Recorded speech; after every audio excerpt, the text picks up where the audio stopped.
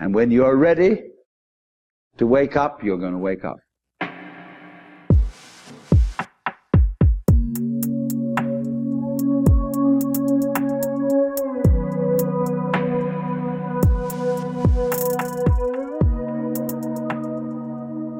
What's up, everyone? Welcome back to Down From Above. My name is Natalie, and on the show today, we have Sarah Chippis. She specializes in tarot and spiritual healing. She also had a near-death experience following childbirth, and she's here to tell us all about it. Before we get into it, though, I just want to remind everyone that if you want to support the show, many ways you can do that for free by liking, subscribing, and if you want to share your experience with me, you can do so by emailing downfromabovepod@gmail.com. Let's get into today's episode. Hi, Sarah. Welcome to the show. So happy to have you here. Hi, thank you so much for having me. You know, I'm so glad you're here. I ran across your video on YouTube because you have a YouTube channel where you talk about all things spiritual, and you shared on there your near-death experience. And I ran across it and I thought it was a fascinating story. So I'm really glad you're here today to share it with us. But before we get into your actual near-death experience, why don't you share with us a little bit what life was like for you before your experience, growing up? Did you grow up in a religious household? All of that. Well, thank you so much for allowing me to, have the spotlight to share my story. And I just want to say that this intention for me to share all this is so that everybody can get some sort of healing or enlightenment when it comes to this near-death experience. So thank you so much. So as of right now, I'm 37 years old and I'm a mom of 3 and I am a single mother. And like I said, that this has to do with my ancestry. Delphi is a place that is right outside of Athens, Greece, and it is the place of the ancient oracles. And I consider myself an expressive healer as well as an oracle. And so I've always been spiritually gifted. And what I mean by that is I've always felt a close connection to the divine ever since I was really young. The first time I saw anything spiritual, I was 2 years old, and what I saw was a demon.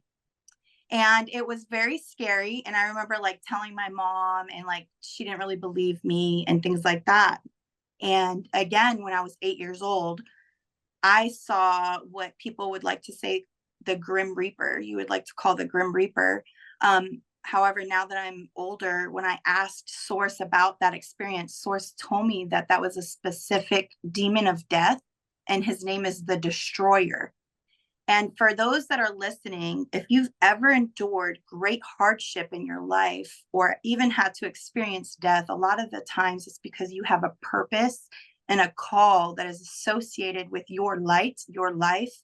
And a lot of the times these negative things happen. You can call them negative, but really they can have positive outcomes.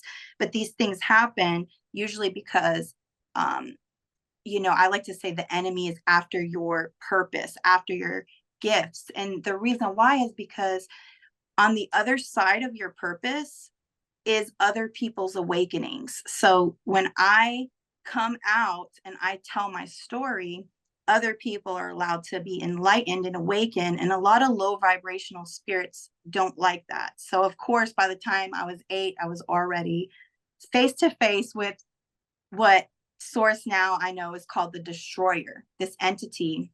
And this thing it looked like the Grim Reaper. It was cloaked. It just had a black cloak and it was holding a not a pitchfork, but sickle. It was the straight staff with the blade at the end. Yes.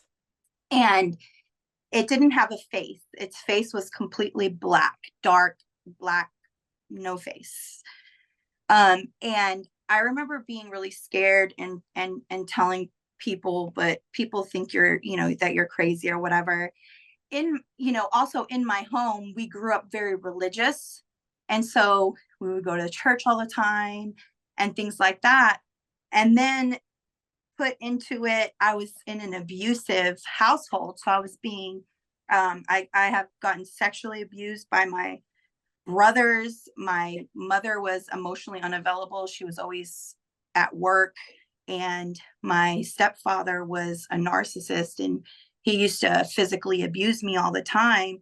So I always felt like I was on the cusp of the other side, if you might, if you want to call it that. I always felt like I was so close to God, like the veil was so thin. And as I, grew up and became an adult, I was raped, and then I had boyfriends that were abusive to me. They were narcissistic, and it's because it was familiar to me. I didn't know that, oh, if someone's hitting you, or if someone is, overstepping boundaries and things like that, that is toxic energy, and you don't have to be around that, right? So I found myself in a place where I had 3 children. At the time, I had just my 2 daughters, and I had escaped another abusive relationship. And I started to develop health issues. I deal with lupus and what is called ankylosing spondylitis, which is a autoimmune arthritis of your spine and your hips and stuff. So I was trying to work through all these issues, but I was creating such an environment of self-hate because I just blamed myself because I didn't know, why is this like this? What I like to say is I was not woke. I felt like life was happening to me, and I was trying to control it the best I could, but I wasn't listening to my actual intuition inside me that was telling me, maybe it's not him, maybe it's your patterns. I would get thoughts like that, and I was like, my patterns? I'm a good person. Like, what does this mean? You know what I mean? And started to get away from abusive partners. I started doing a little bit better. And like I said, I just had my 2 daughters. And what ended up happening was I got pregnant again. And when I got pregnant again, I already knew my body and my condition. Like, I already knew, I was already having health problems with my body. I knew I'm already unhealed from the last children I had, and it was very difficult. And I thought about getting an abortion. And although me personally, I never agreed with abortion in this moment in time because of the situation I was in. I thought about it. And the guy even said to me, do you want to get an abortion? And I kind of was upset in a way, because I'm like, what the fuck am I doing? And I'm not judging anybody who's had to have an abortion. What I say is go within yourself and ask yourself, your own soul, not out of fear, but out of love, what is the best choice for you out of love, not fear. Because a lot of people, if I was guided by fear, I would have had an abortion, because the thoughts were, I can't do this, my health is bad, all these negative thoughts. So fear would have led me to an abortion. But what I started to understand is that there was a full trust and a surrender that I had been lacking my whole life. So I decided that I was going to keep the baby. And that's when I lost friends as well. And I found myself again alone, in my pain, but still suffering for what I thought was right. And these are the circumstances that led up to the NDE.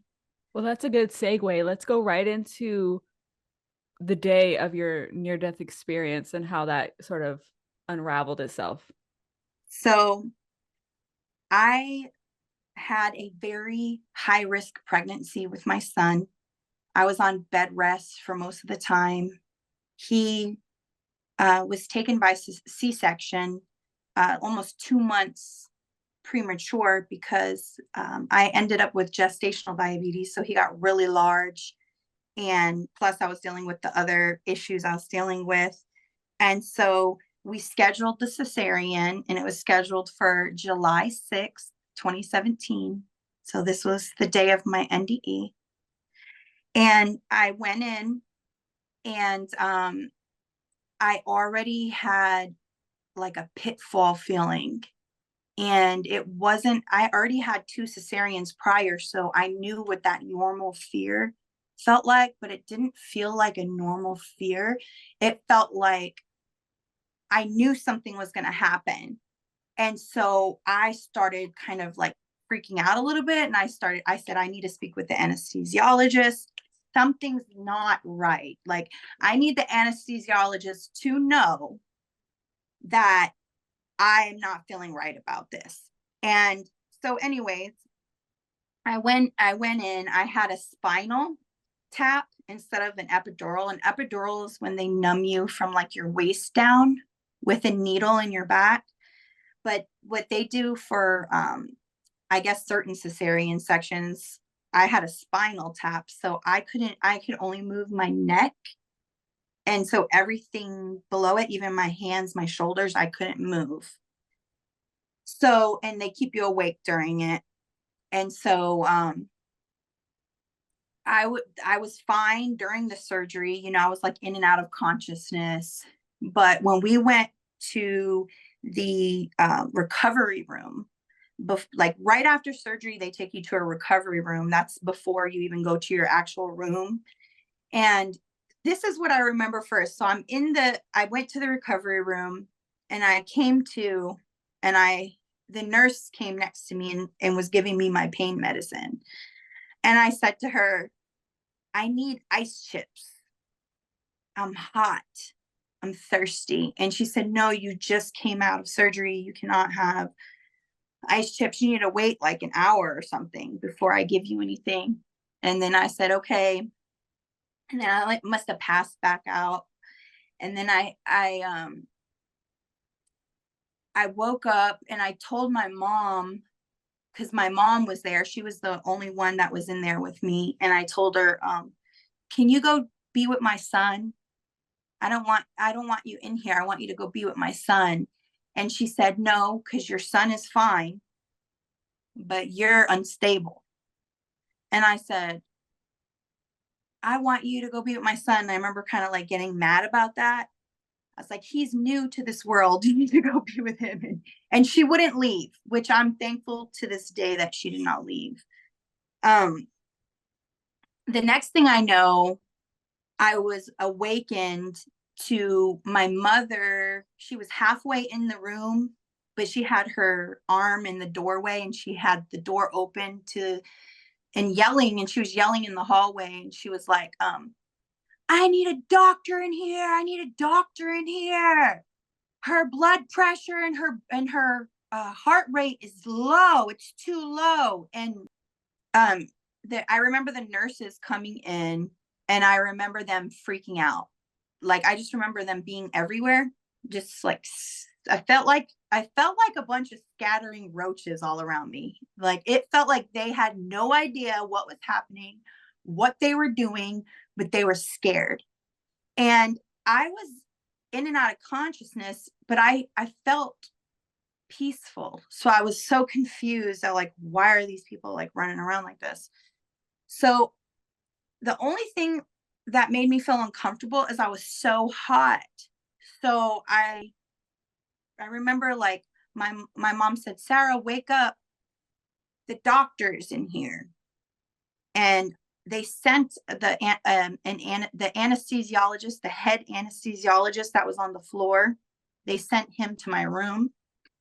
And when he came to my room, he looked at me and I don't know what he was doing. I remember him washing his hands. And then I remember him walking over to me. And I looked at him and I said, what's wrong with me? I'm so hot. Can I please take off my clothes? And he was like, take off your clothes. No, you can't take off your clothes. And I said, I'm so hot. I'm so hot. And next thing you know,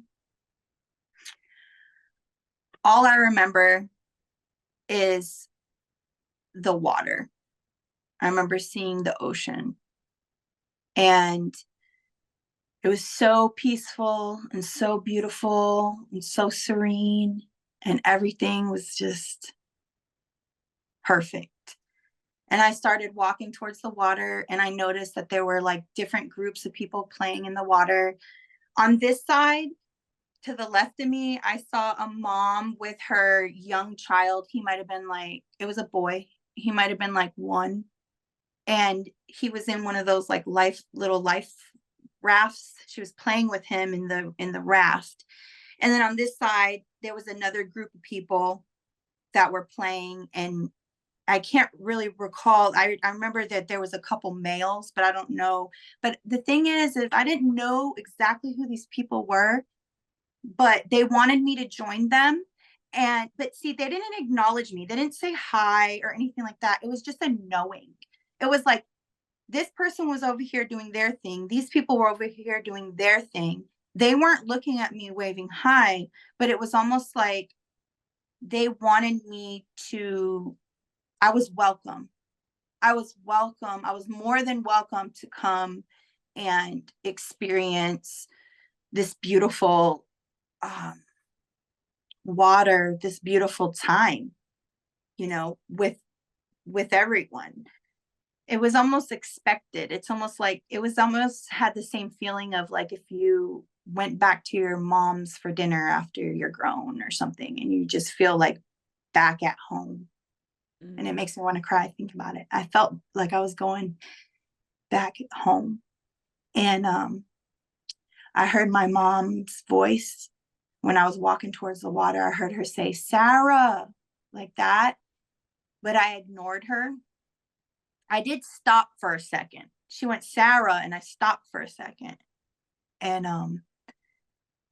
I ignored her because it was almost annoying that she called my name. I was almost annoyed the fact that she even said my name. It was almost disrespectful. Literally, I felt like, did she just disrespect me and say my name while I'm about to embark on this most magical, loving, like, I'm busy. I kept walking towards the water, and when I almost got my feet in the water, my mom yelled my name. And when she yelled it, I felt like I was like 2 years old about to get my ass whooped. And so I didn't even like have, like, I couldn't even think like, do you want to look? Like, you don't have to look. Like, I just immediately looked because I felt, it was almost like I was scared. Like my mom was like, stop. And I was like, ah. And I looked. And when I looked, I was immediately back in my body. And when I was back in my body, my mom was praying over me right here. She was praying over me. And when I saw her praying over me and I heard her praying over me, I seen a figure that was like next to her, and it went and laid on me. And I closed my eyes, and I felt the most warm. I was warm. I felt like loved. I felt safe. I felt like, okay, you're going to be okay. And I went to sleep.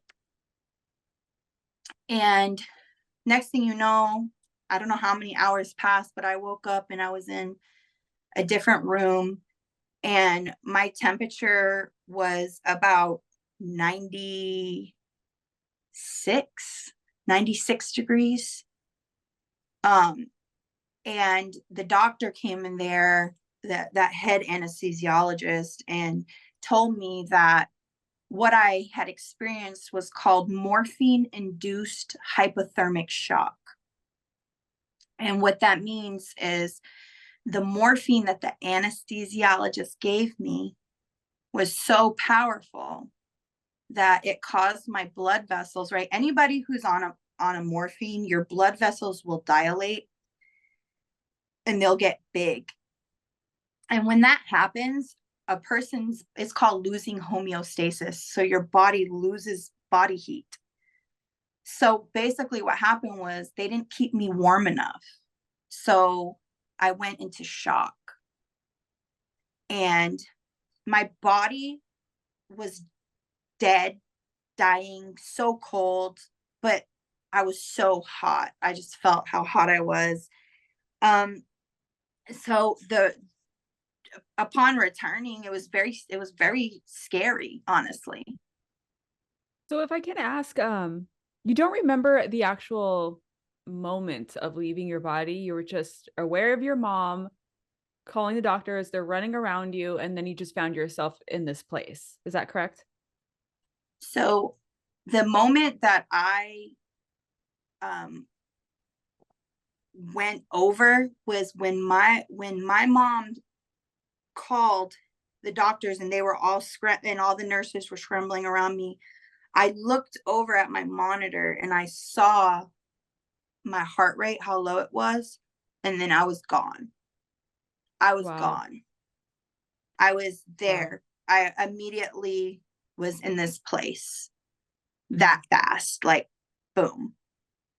When you found yourself on this beach, can you, like, did you perceive that it was like a spatial place, or was it like an energetic place where you just, or were you actually seeing, like, I'm on a beach, there's people, or did you just sense? Because sometimes I think it's a little bit vague when people describe what it's like on the other side, is sometimes it seems like it's a real physical place that they're at. Some people can sense their body, and some people can just sense, oh, I'm on a mountain. Or so was it like that for you? Like, did you feel the sand? Can you describe a little bit more, like, physically what it was like? It's so funny and amazing that you're asking that, because everything felt heightened, like, but it was also what I was focusing on, because I didn't see I was in my body, like how you normally live life, how like you can see your hands and stuff like that. So it's not like I was a third person looking at myself. I was actually still in my body, I guess you could say. I was still in my body because I was walking towards the water, and I can see, like, I seen the like the mother, I could see her in my head right now. Like, she had blonde hair, like I could see physically what people looked like. I could see physically what the water looked like. But the funny part is I wasn't there enough to like smell. Like, I wanted to experience, and they weren't letting me. My mom, and like I felt the tug, and I was like, they're not freaking letting me. Like, I barely got to just feel the space. Like, I saw the water, I saw them, and I started walking, and I didn't even, honestly, the sand, I don't even know what the sand felt like. The sand didn't matter. All that mattered is me getting in the water. Like, I got to go get in the water. Like, what am I doing? Like, I got to, like, so everything was like, I need to get there. And so it felt to me like a real place, but it also felt like a spatial place, if that makes any sense. So I could feel everything energetically more than I could feel something physically. So it felt like serenity. It felt like peace. It felt like home. It felt like welcoming. It didn't feel sandy. It didn't feel cold or hot. It didn't feel, I didn't even really even smell anything. I felt the way I felt was everything. What do you think would have happened, Sarah, if you would have touched the water? What do you think would have happened?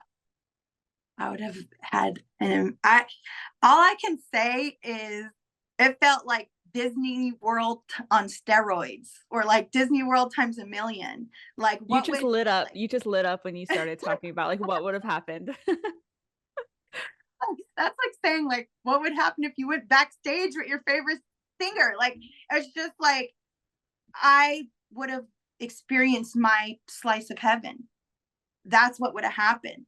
I would have experienced my slice of heaven, whatever that looked like, whatever that felt like, And I think maybe what's important to somebody's sensory, or what God wants us to feel or experience in that moment, we do, because I love the smell of the ocean. I love, the feel of the sand. And it's so funny that it's like I wasn't what is time anyways? It's so fluid, especially after experiencing this, but I didn't even get the chance to really experience it. And I think that's what I get so mad about, is because I'm like, all I got to experience was like imagine walking to your dream home and opening the door and going, wow, and then you don't go in.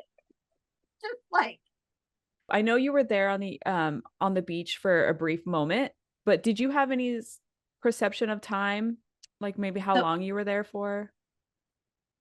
It felt like I was there for 30 seconds.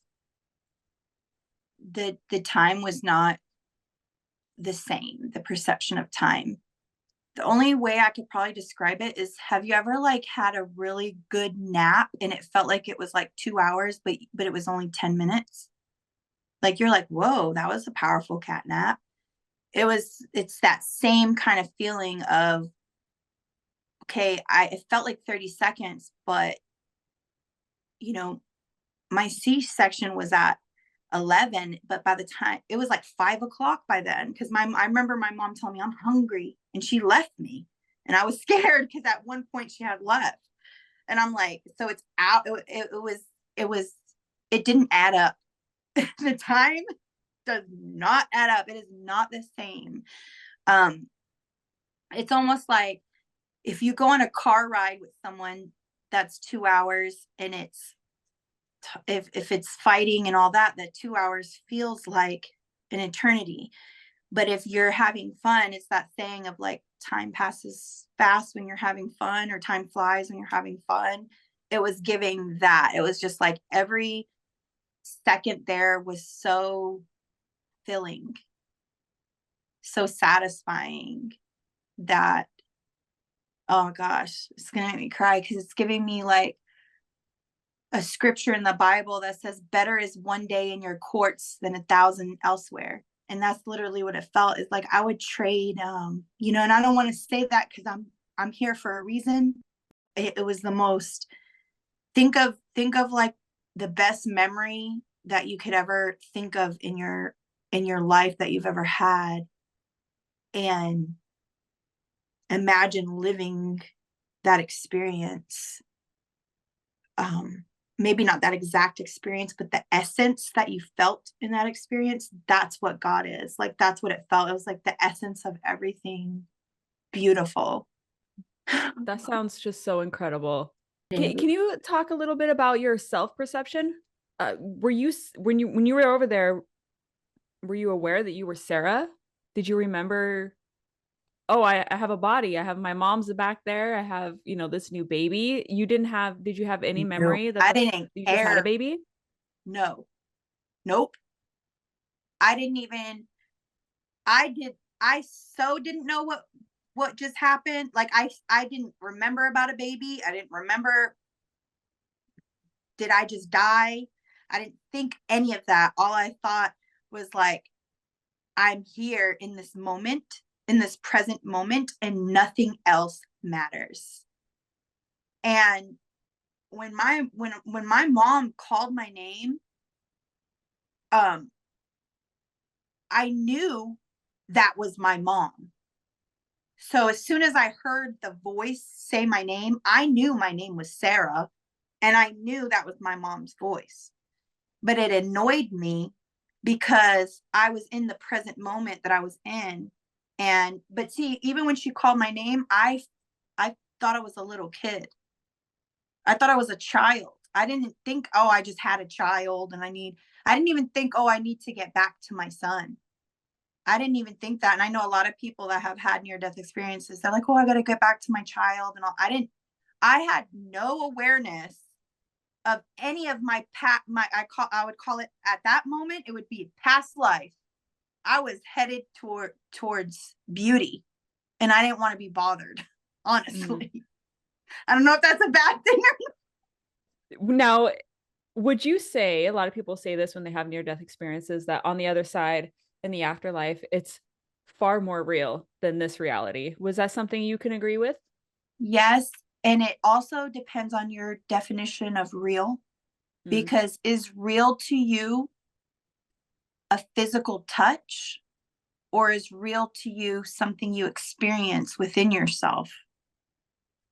So it really depends on what you think is real, because it felt, if anybody has ever had like maybe something miraculous happen in their life, or maybe even just something aligned that felt like so coincidental, but it was like so aligned and you just knew like that can't be, coincidence. Even though I might not have felt like the sand, I didn't actually feel the sand, but I felt the very essence of everything that was around me. I felt the essence of the little kid. I felt the essence of the mom. I didn't say one word to them and I felt their essence. I didn't touch the water. I felt this essence. I didn't. So it's like, what's real to you? Like if I go and I meet you in person, are you real just because of our handshake? Or are you real because of the actual connection that we develop during the time of getting to know one another? So if you would think that actual physical touch and all that is what is actually real, then I would say no, the other side is not going to be that way.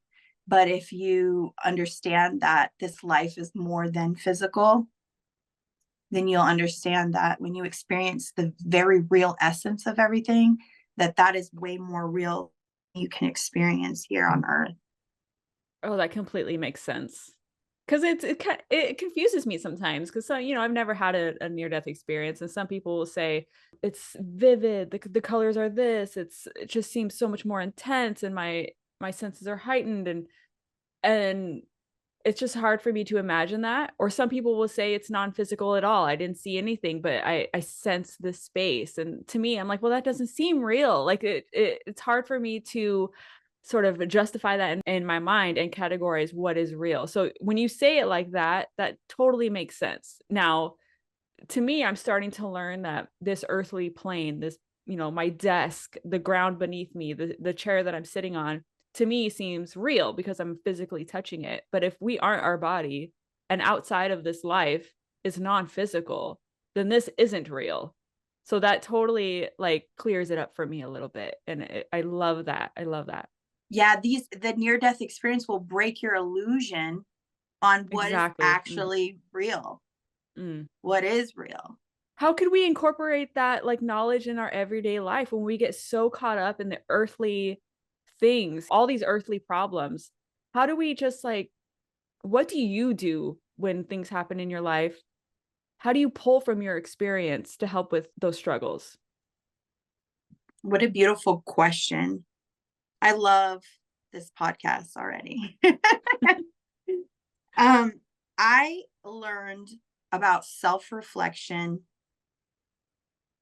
into a self-love, because I used to reflect, but I would reject myself because of the traumas.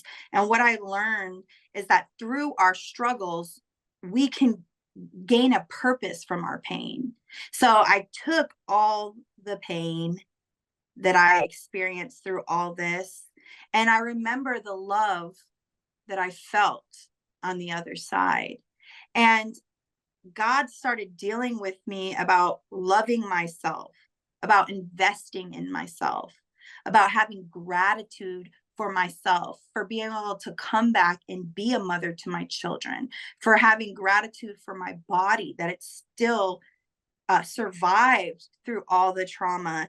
And I started doing a lot of natural holistic healing. And so I always encourage everyone to get in touch with your inner child, because that's what one of my first steps I did was I started to get in touch with my inner child. And what that means is you go to those places where you've experienced trauma. And when I mean places, right, you are asking, is the spiritual a spatial place?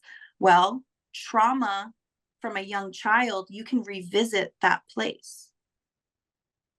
And when you revisit those places within your inner child, you learn that you gave up a lot of your passions because you were basically crucified from all your traumas. And it might not even be as great as traumas as mine. It could be even smaller traumas, but nobody can tell you whose trauma. There's no competition. It's your trauma for your experience.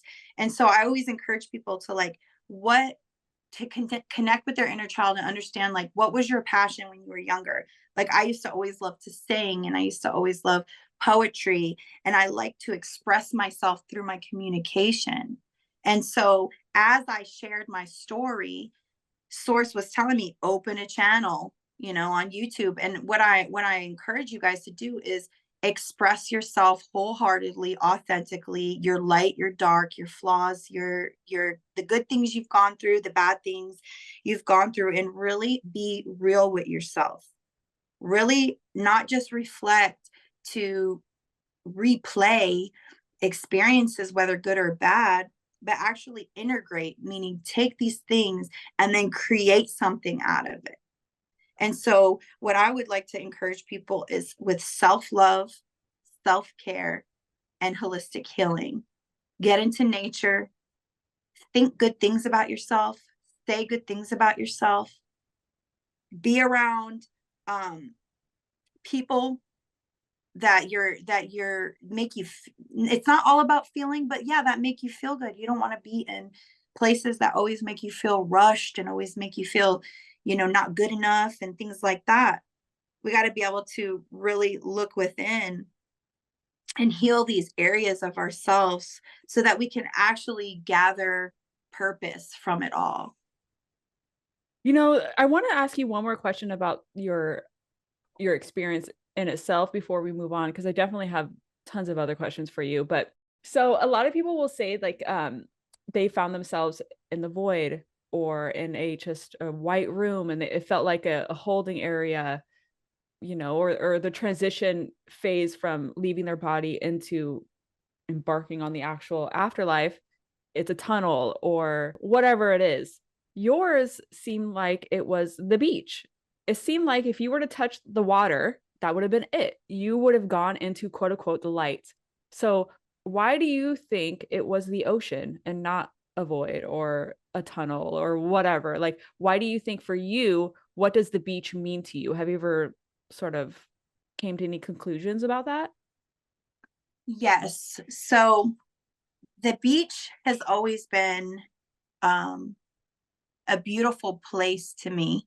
I think it was water because, so the Greeks always used to say, know thyself. And when they say know thyself, it's because our souls are ancient. A lot of us are older or younger than others.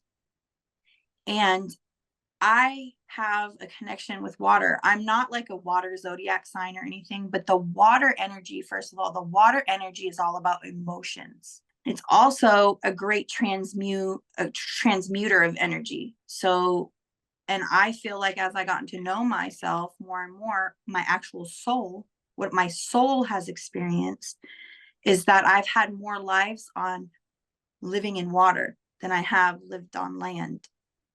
And so I feel like connected to the water. And so that water, it's like I've had so many lifetimes and experiences in the water that it was just natural for it to be water. Some people, like their grandparents would be the one meeting them and it's familiar to them. So it's like spirit will bring forth whatever will make this individual feel comfortable in this new unknown place. And it's like, maybe that was like for you, this is your familiar. There was families on the beach. You were speaking about the mother energy. You just gave birth. Your mom was the one who pulled you back. It was very family oriented. So it's very interesting. Very interesting. And our lives are such a divine orchestration that the actual name of the state that I live in Oklahoma now. And I've lived in Oklahoma for about 20 years. But growing up, from the time I was born till I was 14, I lived in Rhode Island. In Rhode Island, their nickname is the Ocean State. So I was born in the Ocean State. And again, that inner child and me feeling like a child, it's like, yes, the divine makes sure that when we go to transition like that, especially with a pure heart and a pure soul, that the surroundings are so comfortable But it was really odd to me that I knew those people like soul wise, but I couldn't tell you who they were. Mm-hmm. That was a little bit odd for me. Well, maybe later in life you'll know. Maybe Yeah. somehow you'll see them, or it'll become clear maybe later. The sad part is that I didn't care. Mm-hmm. Like, it wasn't like a mean, I don't care. It was more like, it doesn't matter. Wow. So if we can just jump ahead a little bit. So you're back in your body. You woke up, you saw your mother, and then you saw this entity lay on top of you. Did this have any physical form? I know it probably didn't, but was it transparent? Were you able to sense any sort of pressure of it laying on you? Anything like that? Can you paint us a picture about what that was like? Yes. So it, it, all I saw was like a shadowy figure come lay on me. So Mm. I thought it was her. It felt like a whole human being. It had pressure. It felt like my mom just came and laid with me, you know. So it very much had, even though it was like a, um a form and not, how do I explain this? Even though it was, I couldn't, it didn't look like a human or anything. It was just a figure. Like, have you ever seen like something go by when like a lot of spiritual people, they can see, like if you're doing something and then you feel like something might have just walked by or something like that. It almost had that. So it was like it was there, but it wasn't there. But I felt its presence. It felt like a whole human body laying on me. And it felt, it literally was saving my life.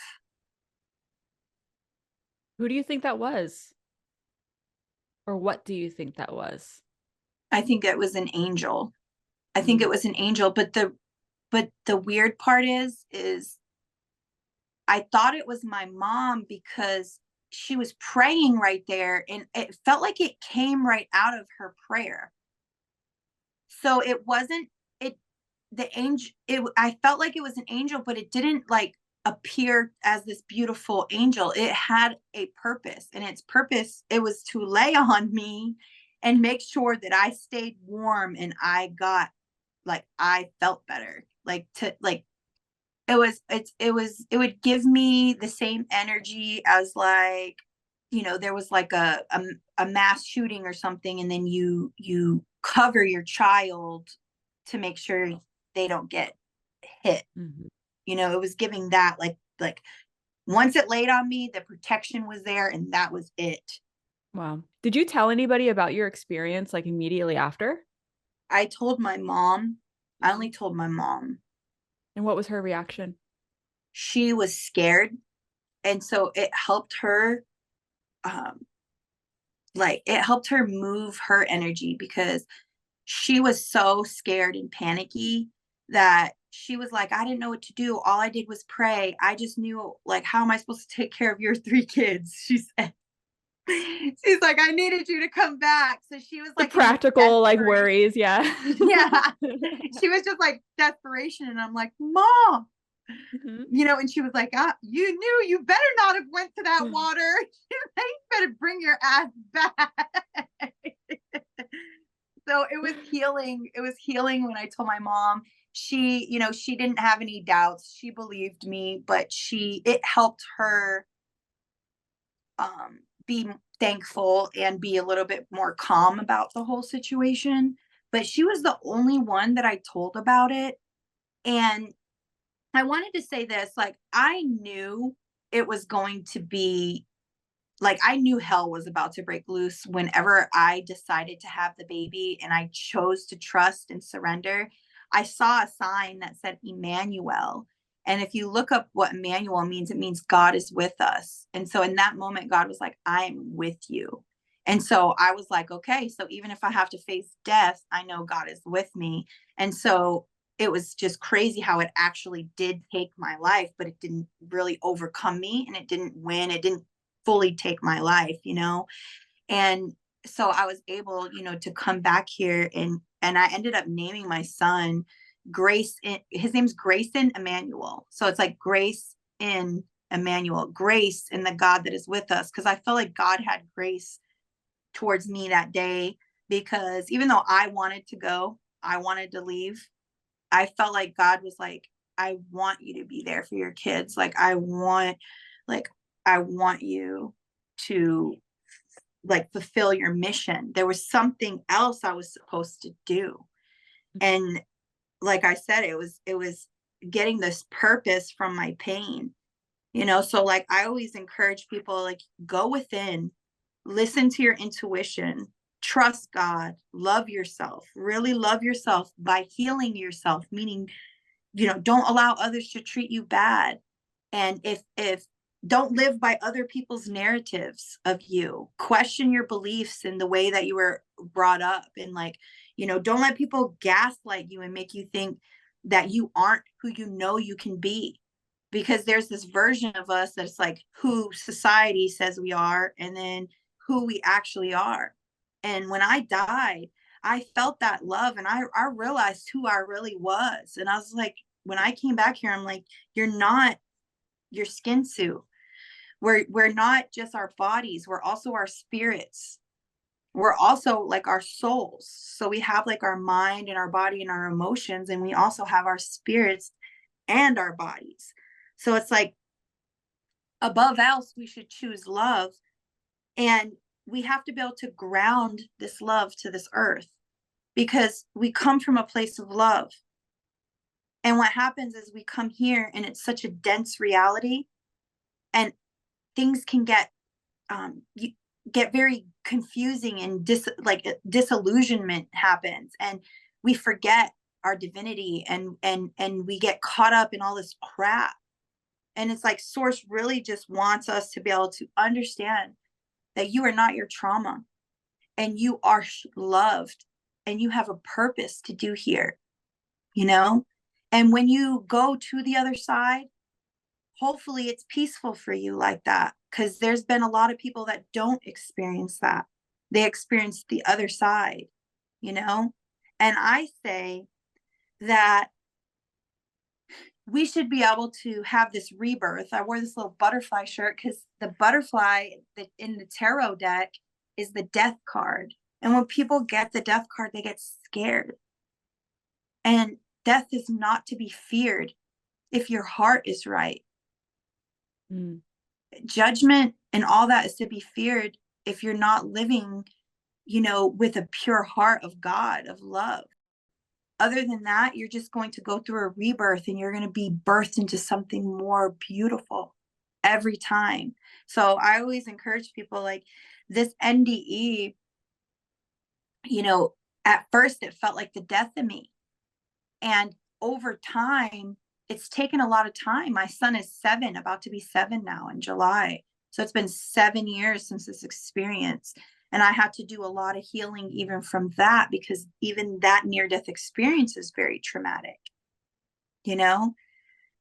For sure. I mean, that's a breakdown of your whole belief system up to that point. So let's talk about that for a second. You come Sure. out, you just had this traumatic birth, you have this beautiful baby, and a brand new perspective. Talk about the struggles of having to just break down the old mindset of, I'm a victim. Not that you maybe have thought that about yourself, but you had these traumas as a childhood. How did you reconcile that, within yourself? Definitely. It was through a lot of inner work, a lot of healing, a lot of crying, a lot of feeling crazy.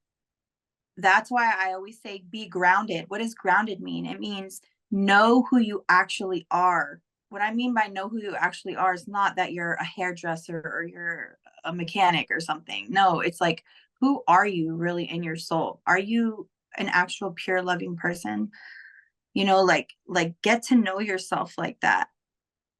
Because I would say that if it wasn't for my faith in God, I would have died more in those moments, because after the NDE, after the death experience, that part is actually easy. Transforming yourself to think new, I literally thought that if I touched tarot cards, I'd go to hell. Why then, after dying, was I being drawn to do oracle and do tarot? And I knew how to use it without even knowing how to use it. I did tarot readings 2 months after touching my first tarot deck. I started doing readings. And I remember being scared. How do I even know how to do this? And is this bad? Am I gonna? And I had to deal with a lot of backlash. When I tell you I've lost friends and family, I've lost tons of friends and family. I even had my own mother tell me, this can come between my relationship with you. And I had to say, well, then let it. Because I have to be, especially after that death experience, I am completely open to God. And I was getting healing through these messages and my oracle cards and everything. And then I have like 7 oracle decks that I've made that are my own oracle decks. And it's beautiful because I've been able to like share my story and help other people. But they like to call it in spirituality or whatever, even in religion, it's like a dark night, going through dark nights. And it's not just, people like to say the dark night of the soul. It's not just one dark night. We are souls having a human experience here. There's going to be several things that can cause dark nights. But if you give up, then you're just going to die. And I mean spiritually. But if you keep going at it and plugging in, you're going to keep going through levels of ascension and levels of rebirth. And let me tell you, sometimes stubborn people like me, I always like to say a lot of the people that experience NDEs are very stubborn people. And here's why I say this. God always tries to use our experiences and our relationships and things we've gone through to transform us to a better person, to new levels of being, new levels of ascension, new levels of glory, right? But a lot of the times, as we like to resist it, we resist change because it's uncomfortable, it's hard, it's difficult, it's unfamiliar. We get scared, we don't trust, and we don't want to go through those changes. And God will continue to bring what I like to say tower moments time after time. So if your intuition's telling you, you might not want to be with that person is abusive to you or toxic to you, but then you continue to be in that and continue to go in a direction that's really not aligned for your highest good. Tower moments will continue to happen and make you feel very, very, very uncomfortable. So it's funny because if you see some people in situations, just like I was, it's like, how am I in this situation? And it's because God has brought tower moments to tear things down in our lives to awaken us, and we're not waking up. To a lot of stubborn people, we wake up through near-death experiences. We have to actually go over to the other side and go, okay. I get it. And then come back and we are like completely changed. And a lot of it is because of that deep awakening that we've had of this life is more than what I believed it was. Mm. When you came out of your experience and you're picking up your life and you've started doing tarot readings, was there any other abilities that came through after you came back that you didn't have before, as far as like maybe intuitive? Of course, tarot is very much involved in intuition, but anything else like psychic abilities or anything like that? Okay, so after my awakening, I started like my intuition. I was getting like downloads. What I mean by that is like God was speaking to me, and it was so much I had to write it down. I have notebooks and notebooks and notebooks of things I was writing down, and then I would do research and look stuff up, and everything was connecting, and it was so crazy to me. And then I started like doing tarot and being able to be spot on intuitively. And then like I started like, so mediumship abilities. I could do ancestor readings, past life readings. I do love readings.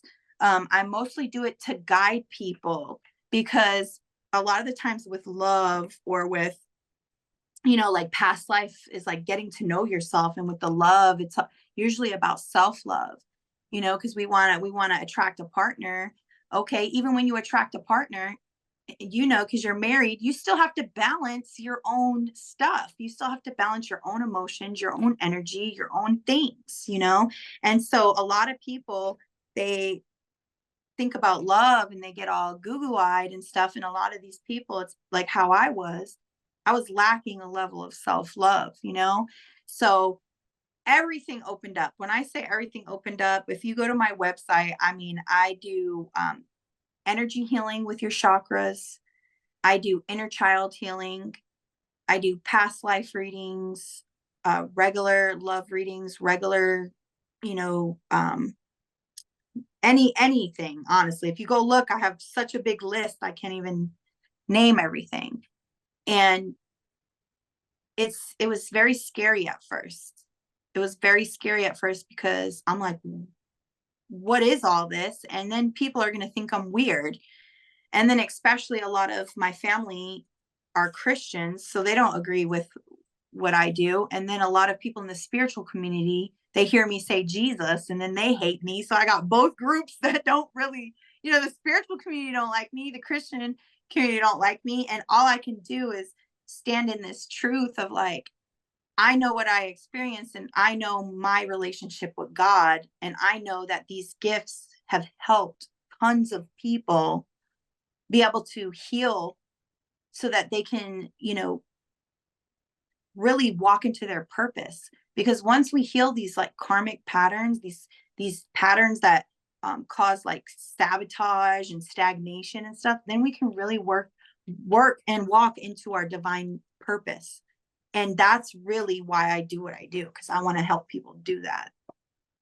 So there maybe somebody who's listening who is sensing they may have some psychic abilities or just a strong intuition, but kind of don't know what to do next. They don't know a lot about it. What is like a first step someone can do to sort of tap into that or learn more about it? So I would say, first of all,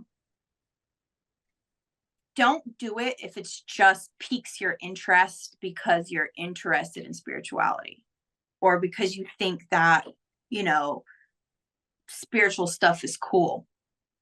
Because there's a lot of readers that they can read you by the definition of the card. Okay. But that's not, to me, in my definition, what a true oracle is. A true oracle doesn't even need cards. I don't even need cards. I use them because it's first of all, a cool way to communicate with spirit. And people like to see the visual, the pictures, what it's saying, and like the alignment of the cards for confirmation purposes, right? But what I would suggest someone to do is to go within and pray and ask if this is even their calling. Because if it's not your calling, I would not suggest to work with divination. But if it is, if you feel like you're being called to it, and I would suggest to buy a deck and to do readings on yourself and ask God where these for yourself, do some healing for yourself with them and get to know the meanings of the cards, but do readings and heal yourself. And as you go, then you could, there's a lot of classes and all this stuff. Like I offer one-on-one tarot for beginners. So like if, you know, somebody wanted to do a 1 hour session with me, however many they wanted to do, we would do 1 hour one-on-one sessions for how to read tarot, but what I teach you is how to tap into your intuition. Because like I said, it's like anything, anybody can cut your hair or build your house, but then there's those that are very talented in cutting hair and very talented in building your house. So it's like, I would say, just make sure that this is your gift, because a lot of people, they like it because it's like woo woo and like, you know, it's really spiritual and cool. But I know that God put a divine gift in everybody. And so if everyone has a divine gift, then we are responsible to develop those gifts and be able to use them to serve humanity and to serve the whole. And so I always tell everyone that I don't do what I do for clout or to like look cool or anything like that. Like I do what I do to actually help people heal. So I would say the first thing that you would need to do if you're interested in this is to really go into your heart and ask why you want to do this. And then, follow your own intuition and take the steps to get to learn how to tap into your intuition more and how to actually read the cards. So if anybody wants to find out more about the work that you do, how can they contact you? Or if they have any questions about this episode, what are some ways that they can get with you? Yes, if you're interested in just, connecting with me, or even if you want a reading, anything like that, please feel free to email me or, find me on YouTube or Instagram, and you can message me on there as well. But my website is lighthousedelphi.com, and my YouTube is Lighthouse Delphi as well. My Instagram is Goddess Delphi. And there you guys will see me doing readings for the collective, messages, downloads for the collective, just really encouraging everybody to keep going and giving you guys like predictions, like with the solar eclipses and everything that's going on. And like I said, even if you just want to connect, you guys can email me at sjchip@gmail.com. But all that information is on my website. So just go to my website and you'll find all the information that you need. And guys, I'll definitely be linking all this in the description if you want to connect with her. I highly encourage you to do so. Obviously, she's extremely knowledgeable. I'm so glad I ran across your video online and I was able to get you on. Thank you so much for being my guest today. Thank you so much for having me. And I just encourage you to keep going because your podcast is going to do amazing things in people's lives. So thank you so much, Natalie. All right, guys, that's it for this week's episode. Thank you so much for stopping by, and a big thank you to my guest, Sarah. It was an absolute pleasure getting to know her. And if you want to learn more about the things that she does, head over to the description. Links are there to connect with her. Also, there's ways there to connect with me if you want to share your experience with me. I would love to hear it. All right, you guys, as always, we will see you next week, where I will be talking to Peter Fennell about his distressing near-death experience. And we get into some deep stuff, so you don't want to miss it. We'll see you then. Thank you again for watching.